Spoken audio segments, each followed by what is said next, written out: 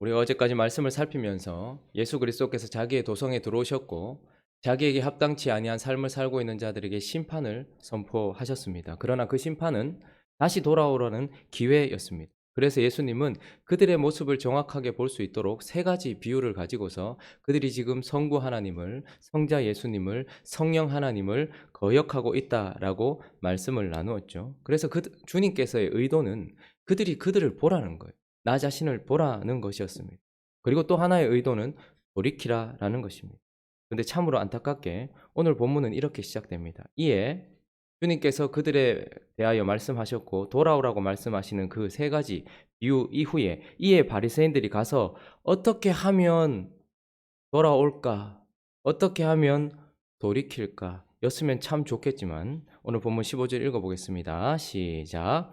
이에 바리새인들이 가서 어떻게 하면 예수를 말의 올무에 걸리게 할까 상의하고 이렇게 결국 그들은 예수 그리스도를 받아들이지 않을 뿐만 아니라 올무를 놓겠다라고 이야기를 하고 있습니다.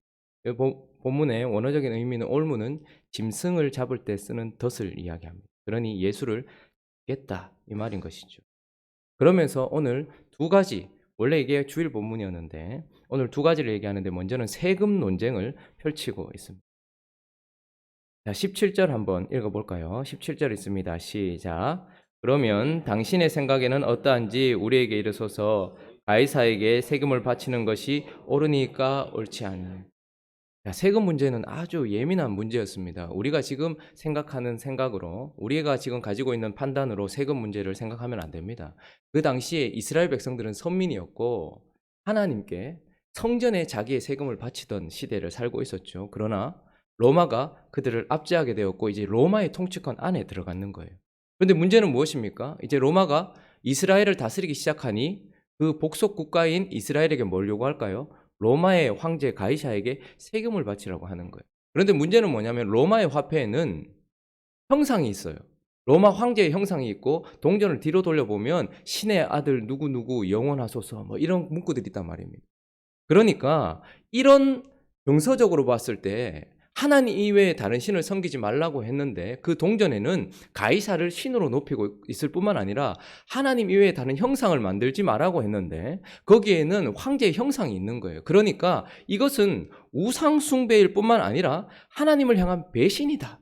이렇게 바리새인들이 가르치고 있었습니다. 그래서 실제적으로 제가 역사를 살펴보니까 갈릴리 출신의 유다라는 사람이 바리새인 사두크라는 사람과 함께 봉기를 일으켰습니다.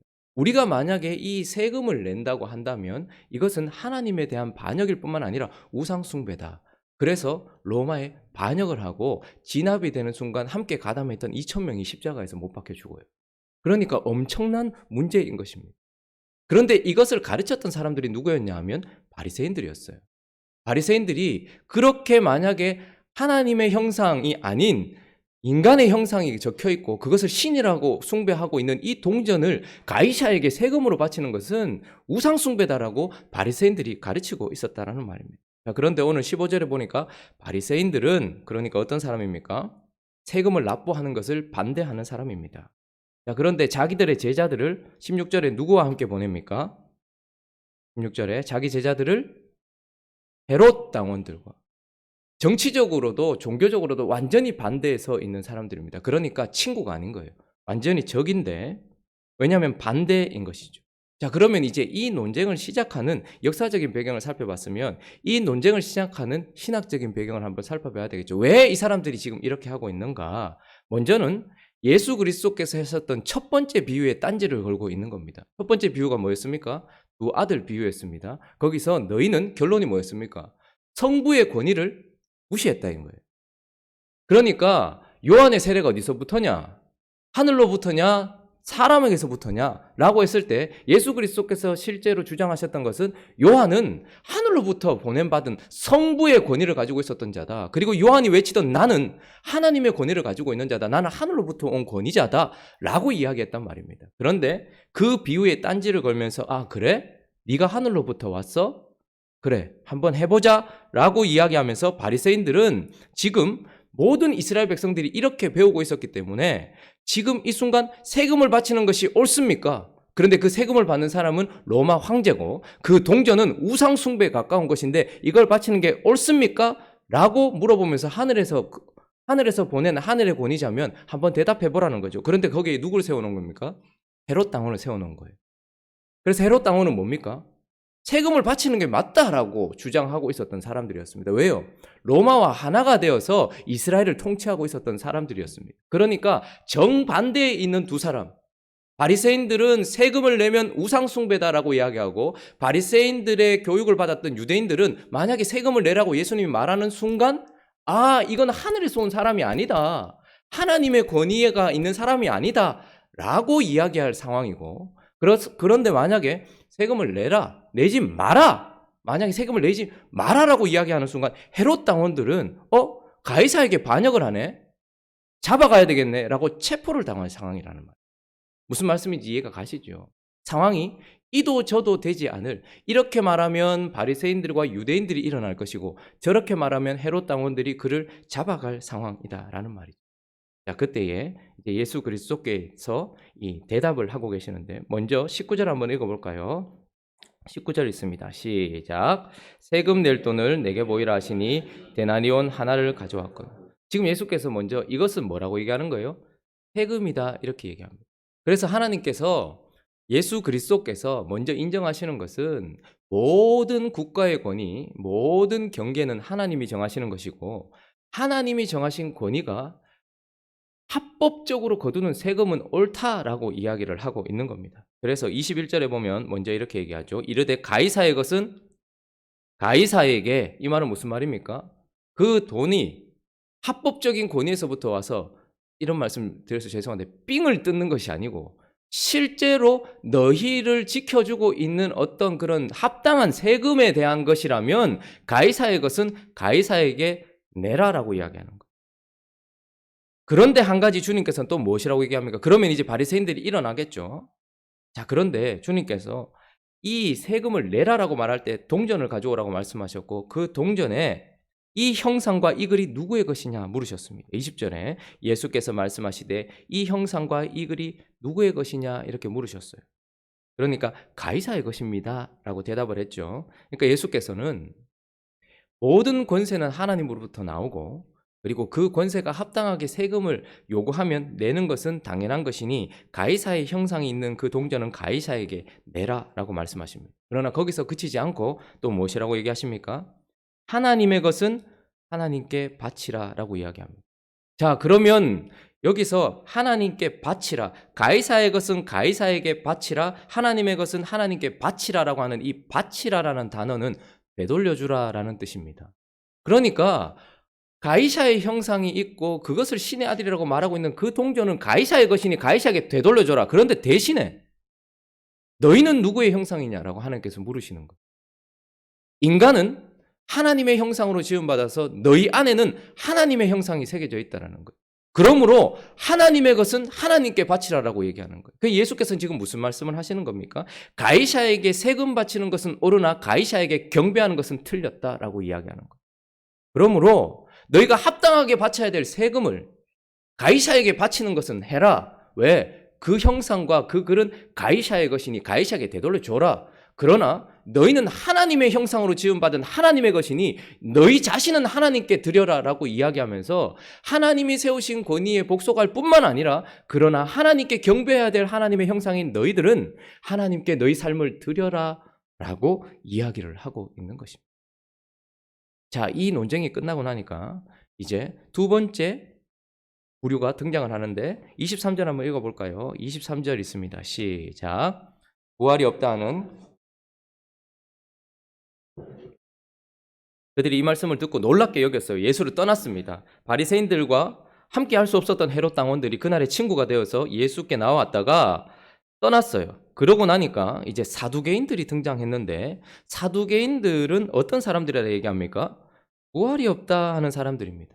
자, 이 사람들은 역사적인 배경을 좀 살펴보죠. 또 사두개인들은 어떤 사람들이라고 제가 저번에도 한번 설명을 드렸는데 사두개인들은 귀족 출신들입니다. 그러니까 이스라엘 땅에서 잘 먹고 잘 사는 사람들입니다. 그리고 이 사람들은 실용주의예요. 이 땅에서 잘 먹고 잘 살기 위해서는 언제나 합의도 하고 자기의 소신도 돌리고 이런 사람들이었죠. 그래서 이 사람들은 이 땅에 뿌리를 받고 있는 현세주의자들이었습니다. 이것이 그들의 삶의 현장에 나타나는 모습이었고, 이들의 영적인 상태는 어떠하냐면 영도 믿지 않아요. 천사도 믿지 않아요. 부활도 믿지 않습니다. 그러므로 그들은 죽음이란 몸이 죽을 때 영혼도 함께 죽는다라고 말하던 사람이었고, 또한 그들이 그렇게 믿을 수 있었던 근거가 무엇이 하나님이 없다는 게 아니에요. 이 사람들은 오직 구약 성경 가운데 모세 오경만 받아들여요. 그러니까 성경을 자기가 받아들이고 싶은 것만 받아들이고 있었어요. 그러니까 사두개인들은 현세주의자들이고 실용주의자들이고 이 땅에 편안한 삶의 뿌리를 받고 있는 자들일 뿐만 아니라 영도 믿지 않고 부활도 믿지 않고 모세 오경만 믿는 사람들이었는데, 그 사람들이 지금 주님 앞에 나왔습니다. 그러면서 24절에 한번 읽어볼까요? 24절에 있습니다. 시작. 선생님이여, 모세가 일렀으되 사람이 만일 자식이 없이 죽으면 그 동생이 그 아내에게 장가들어 형을 위하여 상속자를 세울지니라 하였나이다. 율법이 이렇게 말했다고 얘기하면서 지금 뭘 가지고 나왔냐면 형사치수죄를 가지고 나왔. 우리 정서로 따지면 이게 좀 그렇잖아요. 형이 자식이 없어 죽어 동생에게 부인을 넘기고, 그런데 그 사람들이 지금 이 형사치수죄를 가지고 와서 논쟁을 시작하는 것입니다. 자, 왜 이 논쟁을 시작할까요? 신학적인 배경은 무엇일까요? 예수님께서 두 번째 비유를 하셨던 것에 대한 딴지를 거는 것입니다. 너희들이 예수를 죽일 것이고, 그러나 하나님은 다시 예수를 살릴 것이다, 부활시킬 것이다 라고 두 번째 비유가 얘기를 했거든요. 그러니 이 비유에 대하여서 받아들이기는커녕 그것을 받아들이지 않았던 자들이 예수의 말에 올무를 걸고 그에게 우사를 주기 위하여서, 자, 예수님, 모세가 이렇게 이야기했는데요. 자, 그런데 7사람이 있는데 형이 먼저 죽었어요. 아들이 없어요. 둘째, 셋째, 7째가 다 그 여인을 취했네요. 자, 그러면 주님이 말씀하신 부활이 있다고 하시니 부활 때에는 도대체 이 여자는 누구 여자입니까? 라고 예수의 부활의 말에 올무를 걸려고 했던 것이죠. 자, 이때 이제 예수께서 대답하십니다. 예수는 하나님의 말씀에 어긋난 것에 대하여는 논쟁을 시작하시는 분입니다. 피하는 분이 아닙니다. 그러면서 29절에 이제 뭐라고 얘기하십니까? 29절에 있습니다. 시작. 예수께서 대답하여 이르시되 너희가 성경도 하나님의 능력도 알지 못하는 거로 오해하였도다. 너희가 성경도 모르고 하나님의 능력도 모른다라고 이야기하면서 말씀을 시작하십니다. 너희들이 생각하는 결혼이나 결국은 씨를 남겨서 이 땅에 상속자를 두는 것이 결혼의 전부라고 생각하느냐? 그러나 성경에서 말하는 결혼이란 예수 그리스도와 우리의 관계를 설명하는 것이며 사랑이 무엇인지를 가르쳐주는 신성한 것이다. 너희는 성경도 알지 못한다. 뿐만 아니라 모세오경에는 부활에 대한 어떠한 가르침도 없다라고 그들이 믿고 있었기 때문에 예수님이 사실 다니엘서나 에스겔서에 부활에 대한 명확한 가르침이 있지만 그들은 모세오경만 받아들이고 있는 거예요. 그래서 주님이 지금 말씀을 인용하고 있는 부분은 모세오경 중에 출애굽기 3장 6절을 딱 인용을 하면서 너희가 성경도 잘 모르고 예수님의 하나님의 능력도 잘 모른다라고 이야기하시면서 32절 이렇게 얘기합니다. 자, 읽습니다. 시작. 나는 아브라함의 하나님이요 이삭의 하나님이요 야곱의 하나님이로다 하신 것을 읽어보지 못하였느냐? 하나님은 죽은 자의 하나님이 아니요 살아있는 자의 하나님이시니라. 너희가 모세오경을 읽으면서 부활이 없다라고 믿는데, 자, 출애굽기 3장 6절에 뭐라고 얘기하냐? 나는 하나님은 아브라함의 하나님이요 이삭의 하나님이요 야곱의 하나님이라고 이야기하지 않느냐? 너희는 몸이 죽을 때 영혼도 함께 죽는다고 이야기하지만 하나님은 지금 아브라함의 하나님이 없고 이삭의 하나님이 없고 야곱의 하나님이었다라고 과거형으로 이야기하지 않고 지금 여전히 아브라함, 이삭, 야곱은 그의 영이 하나님 앞에 살아있고 하나님은 살아있는 자의 하나님이라고 이야기하고 있다. 부활이 없다고? 너희는 성경도 알지 못한다. 뿐만 아니라 어떻게 사람을 부활하냐? 하나님에게는 능하지 못한 것이 없다. 너희는 성경도 알지 못하고 하나님의 능력도 알지 못하는 거로 잘못 오해했다라고 주님이 지금 이야기를 하고 계시는 것입니다. 결국은 악한 자들이 악한 자에 대하여 거울을 비쳤을 때 그들은 돌아오기를 거부했을 뿐만 아니라 이제 한 단계 더 나아갑니다. 그래, 한번 보자. 어떻게 하는지 한번 보자. 진짜인가 가짜인가 한번 보자. 어떻게 빠져나갈지 한번. 그래서 그들은 서로 모여서 친구가 아니었음에도 불구하고 바리새인들과 헤롯 당원들이 그리고 같은 팀이 아니었음에도 불구하고 그 다음에는 사두개인을 보내가면서 그렇게 예수의 말에 올무를 걸고 있는 것을 보게 됩니다. 자, 이때 주님은 어떻게 하십니까? 이 모든 것들에 대하여 피하지 아니하시고 먼저 그들의 외식과 그들의 무지를 드러내고 있다라는 것을 보게 되는 것이죠. 19절에 보면 세금 낼 돈을 내게 보이라 라고 말했어요. 뭐 이게 하도 문제가 되니까 로마에서 어떻게 했냐 하면 형상이 없는 동전을 만들어서 이것도 인정해 준다 이렇게 이야기했습니다. 그러니까 로마에서도 이게 문제거든요. 자꾸 이스라엘에서 문제를 일으키니 로마는 신으로 추앙받는 것보다는 돈이 더 급했기 때문에 그러면 형상 없는 돈도 유통 가능, 오케이, 그것으로 세금 내면 오케이까지 받아들였단 말입니다. 그래서 바리새인들은 이게 우상 숭배고 하나님에 대한 배신이다라고 이야기를 했죠. 그런데 세금 낼 돈을 내게 보이라 하니까 데나리온 하나를 가져왔어요. 무슨 말입니까? 겉으로는 하나님을 섬기고 우상 숭배니 나는 이 돈을 가질 수 없다라고 말했던 그들이 그 데나리온을 가지고 있더라는 말.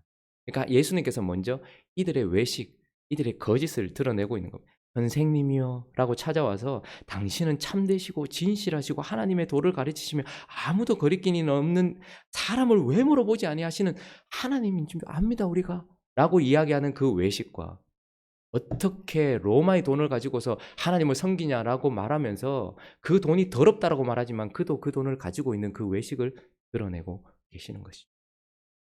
뿐만 아니라 29절에 보면 이제 사두개인들의 무지함을 드러내십니다. 예수께서 대답하여 이르시되 너희가 성경도 하나님의 능력도 알지 못하는 아주 무지한 자들이라고 이야기하면서 그들의 실체를 완전히 폭로시킵니다. 주님은 지금 먼저 그 일을 하십니다. 그리고 어떻게 하십니까? 이제 더 이상 주님은 그들을 설득하지 않으십니다. 그들을 납득시키지 아니하시고 그들을 침묵시키십니다. 주님이 그 전에 비유를 얘기했던 것은 그들을 깨우치게 하고 납득시키려고 했었던 것입니다. 그러나 이제 더 이상 예수께서는 그들을 납득시키시려고 하지 않고 단지 하나님의 말씀과 진리로 그들을 침묵시키심으로 말미암아서 모든 무리들이 그의 가르침을 듣고 놀랐다라고 이야기를 하고 있는 거예요. 주님이 우리 인생 가운데 찾아오셨다라고 말씀을 드리고 있고 그리고 우리의 예루살렘 한가운데 오셔서 우리 자신에 대하여서 비춰주십니다. 그분이 말씀하시는 이유는 죽이기 위한 것이 아니라 살리기 위한 것이고 더 가게 하기 위한 것이 아니라 돌이키게 하려고 하셨던 것입니다. 그럼에도 불구하고 그들은 예수 그리스도께서 돌아오라고 말씀하시는 그 세 가지 비유 가운데 하나하나를 딴지를 걸면서 바리새인들은 이렇게 해서 예수의 말에 올무를 걸려고 하고 사두개인들은 저렇게 해서 예수의 말에 올무를 걸려고 하면서 결국 뭘 하고 있는 것입니까? 계속해서 더 멀리 가고 있다라는 것을 보게 됩니다. 이제 더 이상 주님도 그들을 납득시키지 아니할 뿐만 아니라 그들 속에 있는 더 깊이 있는 악을 주님께서 드러내고 계시다라는 것을 보고 주님이 우리 삶 속에 직면하시면 참 힘듭니다. 짧은 인생 살면서 복음 앞에 설 때마다 사실 주님과 가까워지는 것이 거리낄 때가 있습니다. 주님이 저에게 이런 말씀 저런 말씀을 하시면 사실 틀린 말이 없고 어떨 때에는 마음에 어려움이 생길 때도 있습니다. 그러나 그 가운데 반박할 수 없을 만큼 주님이 저를 침묵시키실 때면 그때는 어쩔 수 없이 피눈물을 흘리더라도 무릎을 꿇더라도 거기에 무릎을 꿇어야 되는 존재로 은혜를 주셨기에 무릎을 꿇어야 된다는 것을 알고 있습니다. 그러므로 삶을 살다가 하나님을 벗어나려고 하는 상황들이 펼쳐질 때마다 우리는 참으로 어려운 순간에 봉착했다는 것을 보게 됩니다. 여전히 주님께서 우리를 돌이키게 하시기 위하여서 납득시키려고 할 때 그것에 대하여 무릎을 꿇지 않는다. 이제 주님 또한 더 나가고 계시다는 것을 보게 되면 우리 속에 있는 더 악한 것을 드러내고 계시다라는 것을 보게 됩니다. 그들의 외식과 그들의 무지를 드러내시듯 우리 안에 외식을 드러내시고 우리 안에 무지를 드러내신 주님 앞에 지금도 기회가 있는 것입니다.